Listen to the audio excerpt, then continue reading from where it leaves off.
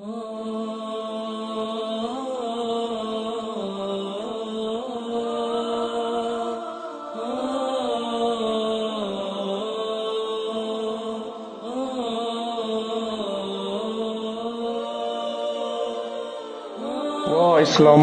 رسول الله صلی الله علیه و سلم در حدیث می‌فرمایند نزدیک است که ملت‌ها از هر سو علیه شما برخیزند همانطور که غذاخوران به سوی غذاهایشان هجوم می‌برند.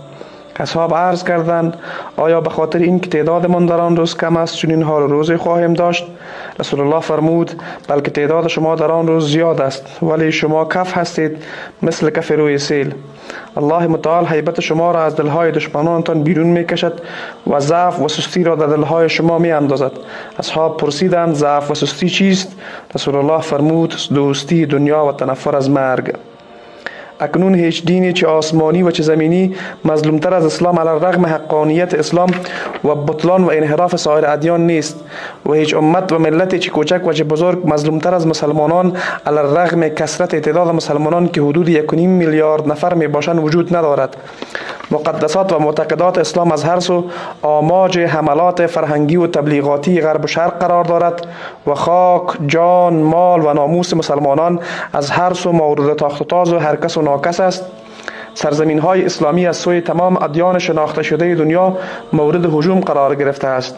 فلسطین و لبنان از سوی اسرائیل یعنی یهودیت، کشمیر از سوی هند یعنی هندویزم و بوداییزم، اراکان از طرف برمه یعنی بوداییزم، ترکستان از طرف چین یعنی کنفوسیوس، بوسنی از سوی سربستان یعنی مسیحیت ارتدوکس، چچن از جانب روسیه یعنی مسیحیت ارتدوکس، امریکا که هم که ادعای خدایی می کند و با هم پیمانانش یا بدون آنها یعنی مسیحیت کاتولیک و پروتستان به سومال، سودان، افغانستان، عراق و هر کشور دیگری که بخواهد حمله می کند.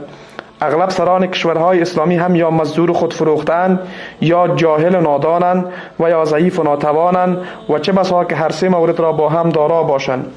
و اسلاما اینک اسلام در تمام دنیا غریب و مظلوم است و در تمام جهان برای نابودی آن نقشه می‌کشند ولی با وجود این اسلام هرگز نمی‌میرد چون اسلام نور الله در زمین و آخرین پیام الهی است که توسط آخرین پیام آور ابلاغ شده است و بعد از آن نه پیامی وجود دارد و نه پیامبری و الله خود دینش را توسط افراد و ملل برگزیده حفاظت می‌کند.